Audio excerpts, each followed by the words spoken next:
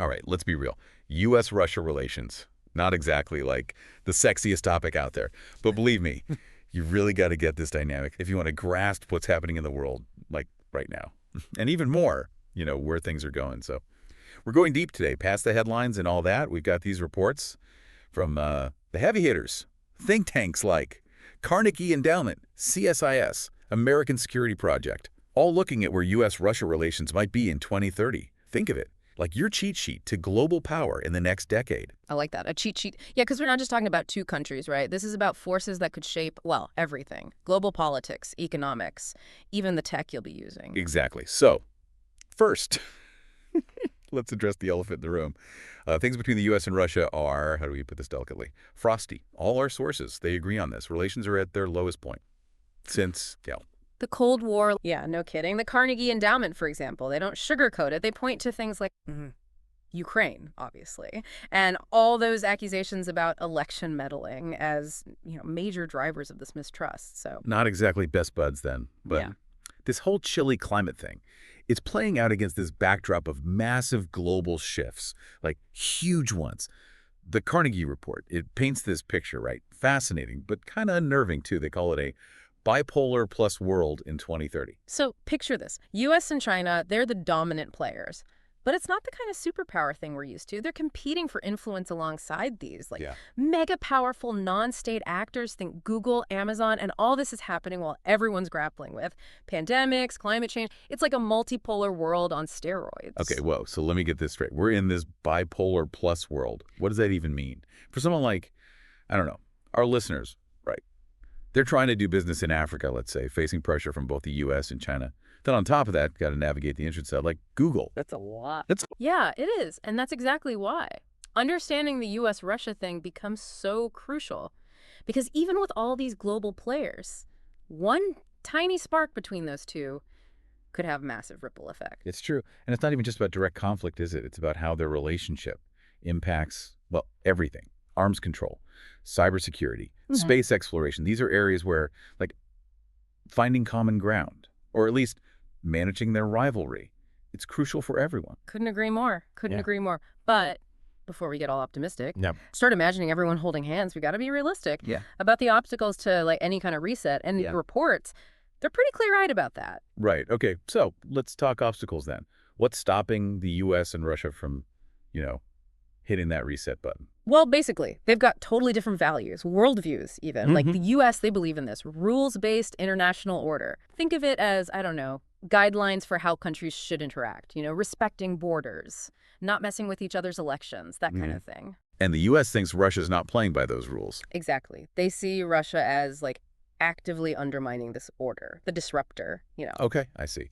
So from Russia's side then, how do they see the U.S.? Well, they see the U.S. as this aggressive force, always meddling, encroaching on their territory, basically. Things like NATO expansion, they see that as a direct threat to them. So basically, it's this clash of values, perceptions that's making it difficult, to say the least. Exactly. And the CSIS, they really emphasize this point. They say this clash, it's not going away anytime soon. It's deep, history, culture, geopolitics. So what's the takeaway for our listener here? Don't expect a sudden thaw. Yeah, pretty much. It's going to be a long road and bumpy, probably. Yeah. But even during the Cold War, remember, there were times they talked. Limited cooperation, at least. The key is finding those areas where, despite, everything, the U.S. and Russia have shared interests. And that's where things get interesting. Where can they find that common ground? Let's explore that. Let's explore that next. So where do we even start looking for this, common ground? It feels like they're always butting heads. It does, doesn't it? But even Carnegie,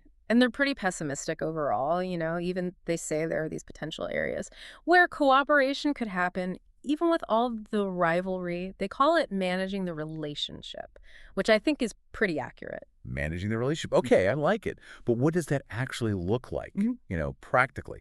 What are some of these areas? Well, one of the big ones, and this affects all of us really, is avoiding conflict, especially in Europe.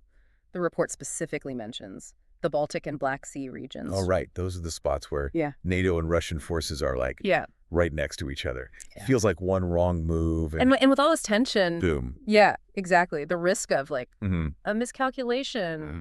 or something escalating by accident, it's really high. So both sides, they really need to find ways to reduce that risk. Okay, so what are we talking about here? More communication, Yeah. like confidence building measures. All that, yeah. Maybe better communication channels between military leaders or being more transparent about military exercises. Maybe even new arms control agreements, limiting certain weapons in those areas. Even small things could make a big So difference. it's like threat itself Yeah. makes them work together. Kind of, yeah. And that leads to another area where they have common interests. Strategic stability, you see. The whole arms control thing, it's falling apart. Imagine a world where the agreements that, like, kept us from nuclear war, they're just gone. That's kind of where we're headed. Treaties disappearing, like the INF Treaty. And New START is barely hanging on. Right, right. And meanwhile, they're both developing all these new weapons. Hypersonic missiles, cyber weapons, AI stuff. It's a lot. It is, it is. So the question becomes, how do you even maintain stability when the old rules are gone? And the potential for, like, a huge conflict, even an accidental one, it's just growing. Yeah, that's not great. It's not. But the good news is, both the US and Russia seem to realize that just building more nukes isn't the answer. The report really stresses this.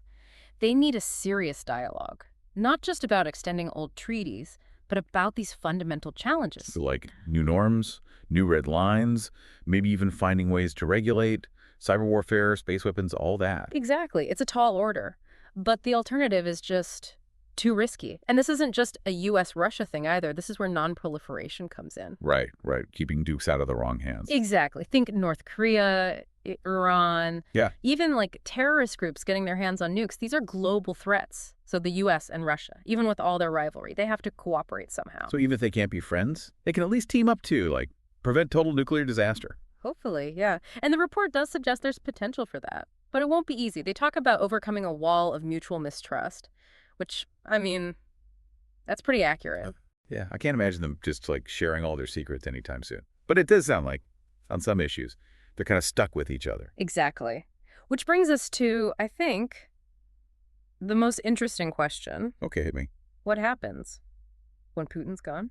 Ah, yes. The post-Putin era. The big mystery. Right. And that's where the American Security Project report, it really gets into this. They say the U.S. needs to think ahead. Prepare for Russia. That might be totally different. So the big question, could a new leader in Russia actually change things? Like lead to a real reset? Or is this just like baked into the system? It's hard to say. The report doesn't give us a clear answer, but it does highlight some factors that could influence things. Okay, I'm listening. Well, obviously. Who replaces Putin matters. What's their vision for Russia? Do they keep going down this confrontational path, or do they try something different? Yeah, a more reform-minded leader Mhm. could definitely shake things up. But what else? Anything beyond just leadership? Oh, absolutely. For example, the European Parliament briefing, it points out that right now, the U.S. and Russia, they have very limited economic ties and almost no people-to-people contact. So not a lot of, like, Mm. cultural exchange programs Mm. or joint business ventures, that kind of thing. Not really. And that lack of connection, it feeds into the mistrust. It's like they're living in totally separate worlds Yeah. and only interact when they're, fighting. Yeah, that's a good way to put it. And it suggests that if you want to improve things long term, you got to build those connections, build bridges between people. That might be just as important as all the high-level diplomacy. So think like student exchanges, cultural programs, even just business partnerships. Yeah, all that. It could have a real impact. Because ultimately, this isn't just about governments and treaties. It's about people, right? Exactly. Building understanding. Empathy, even. Maybe that's the key to a better future. Maybe. Okay, wow. We've covered a lot. But I'm definitely starting to see the challenges and maybe even some opportunities. It's definitely more complicated than just good guys versus bad guys. Right. It's easy to fall into those traps, especially with geopolitics, but the reality is always more nuanced. So, big picture, what are the key takeaways here? What should our listener really understand Yeah. about the future of this relationship? Okay, so we've looked at the challenges and maybe some areas where they could, work together. But for our listener, what does it all mean? I think the big thing is U.S.-Russia relations. They're going to be important Yeah. for a long time. It's not going to be easy. There's going to be mistrust, competition, maybe even conflict. But it's not like all that. Right. Even with all that, there are opportunities to cooperate on things they both care about, like preventing nuclear proliferation or managing all those new weapons, maybe even working together on global stuff like climate change, pandemics. So it's not just about knowing what's going on. It's about understanding that this relationship is going to affect us all. Absolutely. That's why understanding all this, it's so valuable. It helps you see beyond the headlines, anticipate what might happen, maybe even find ways to get involved. So it's like understanding this whole U.S.-Russia thing gives you, like... a superpower. I like that, a superpower. And it brings me to my final point. The future of this relationship, it won't just be decided by governments, diplomats. Individuals can make a difference. Businesses, organizations. So you're saying we're not just, watching this happen. Right. Imagine if more people were actively trying to build bridges between the U.S. and Russia. Cultural exchange, business ties, working together on projects. It might seem small, but it could really contribute to a more stable future. So to our listener, we're not saying you got to become a diplomat or something, but stay informed. Engage in the conversation. Because the future really could depend on it. Wow. That's a powerful thought. And a good reminder that even when things seem really tough, we can still make a difference. Thanks for joining us for this deep dive into U.S.-Russia relations. Keep learning, keep questioning, and we'll see you next time.